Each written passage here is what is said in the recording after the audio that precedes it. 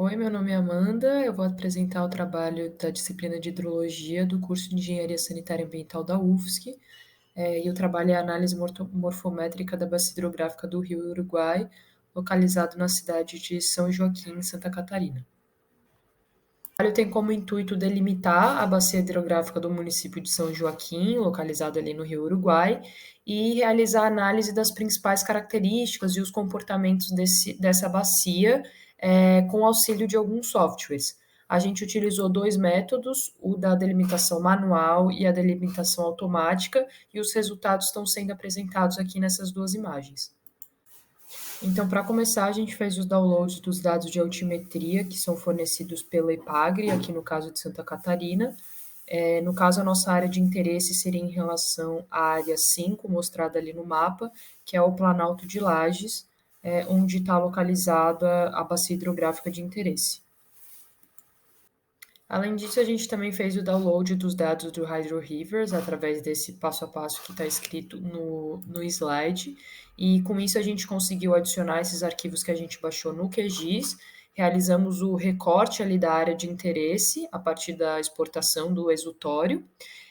A gente selecionou o exutório que seria de interesse para o rio em questão e, de acordo com as coordenadas delimitadas do rio, para conseguir contemplar a bacia de interesse. A gente utilizou o SRTM, que a gente assim consegue gerar as curvas de nível que são necessárias, além dos rios obtidos na base de dado global, que é o Hydro Rivers que a gente tinha apresentado. Assim foi possível criar um shapefile em forma de polígono e a gente delimitar a bacia iniciando ali pelo exutório determinado, traçando linhas e conectando os pontos mais elevados. Então, assim, a gente consegue ter, utilizando como base as curvas de níveis, fazer essa delimitação. Para a delimitação automática, a gente precisou utilizar algumas ferramentas que já estão presentes no próprio QGIS. Então, inicialmente, a gente utilizou o RFILDIR, que serve para gerar a direção e o fluxo do rio, e também acaba gerando outra camada MDE sem depressão, raster sem depressão, né? O R Watershed gera uma nova camada com segmento de fluxo e rede de drenagem, e o R Water Outlet, que a gente consegue fazer a delimitação automática da bacia hidrográfica, considerando o exutório, o ponto do exutório que você delimita ali para ele. Então, com isso, a gente conseguiu delimitar algumas características principais do rio, né? Como a área da bacia, o comprimento do rio principal, o perímetro total da bacia, que a gente obteve através da calculadora de campo que está no próprio QGIS, né? Além da largura média da bacia, o fator de forma da bacia, o índice de compacidade, a densidade do rio e a densidade de drenagem, elas foram calculadas com as fórmulas que foram discriminadas no trabalho e explicadas através daquela metodologia. Aqui, então, mostrando os valores principais que foram encontrados, tanto da delimitação manual quanto automática, dos parâmetros largura média, fator de forma e índice de compacidade da bacia. Também os valores de densidade de rio e densidade de drenagem, com as suas fórmulas devidamente discriminadas aqui no slide. Na curva ipsométrica, a gente precisou utilizar uma ferramenta do próprio QGIS chamada curva ipsométrica, e isso possibilitou o cálculo da altitude média e da altitude mediana. Assim, a gente conseguiu chegar nos valores aqui delimitados em relação à menor altitude, à maior altitude, à altitude média e à altitude mediana, tanto da delimitação manual da bacia quanto da delimitação automática.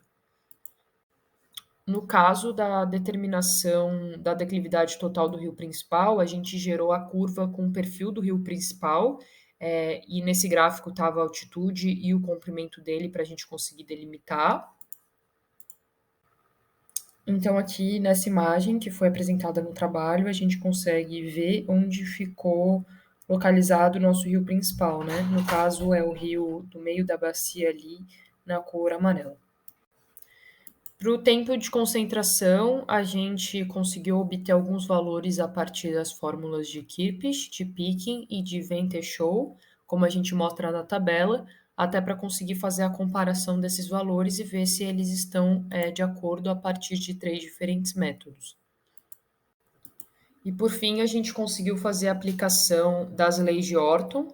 A gente consegue calcular as 4 leis a partir de dados relacionados ao número de segmentos, comprimento médio, declividade da área média das bacias de cada ordem, e assim a gente consegue construir um gráfico para confirmar a análise que foi feita em relação às leis.